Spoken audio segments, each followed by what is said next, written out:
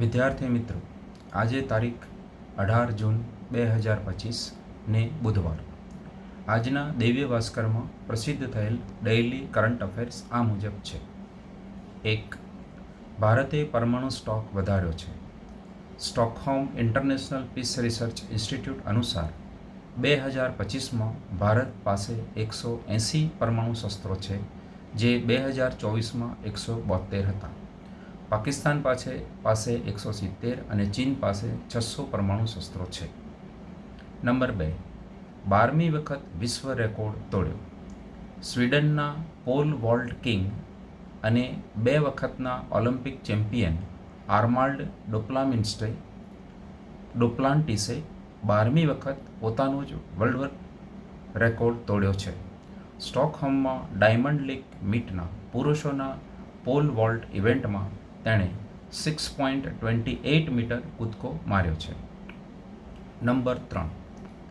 બિહારમાં સિંહ સંવર્ધન કેન્દ્ર બનાવવામાં આવશે.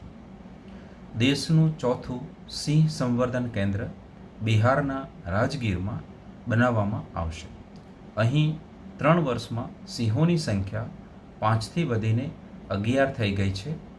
તે જ સમયે વાતાવરણ સિંહો માટે અનુકૂળ હોવાથી બચ્ચાઓનો જીવિત રહેવાનો દર પણ 100% છે. નંબર 4. બ્રિટનની ગુપ્તચર એજન્સીના પ્રથમ મહિલા વડા.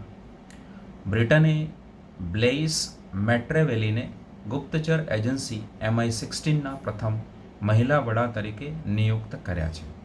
તે રિચાર્ડ મૂરનું સ્થાન લેશે. 116 વર્ષના ઇતિહાસમાં પહેલીવાર કોઈ મહિલાને આ પદ મળ્યું છે. નંબર 6. વિયેતનામ બ્રિક્સમાં જોડાયું. વિયેતનામ બ્રિક્સના ભાગીદાર દેશોમાં જોડાયું છે. તે આવું કરનાર 10મો દેશ બન્યો છે. હવે બ્રિક્સમાં Vietnam, Belarus, Bolivia, Kazakhstan, Cuba, Malaysia, Nigeria, Thailand, Uganda, ઉઝબેકિસ્તાનનો સમાવેશ થાય છે.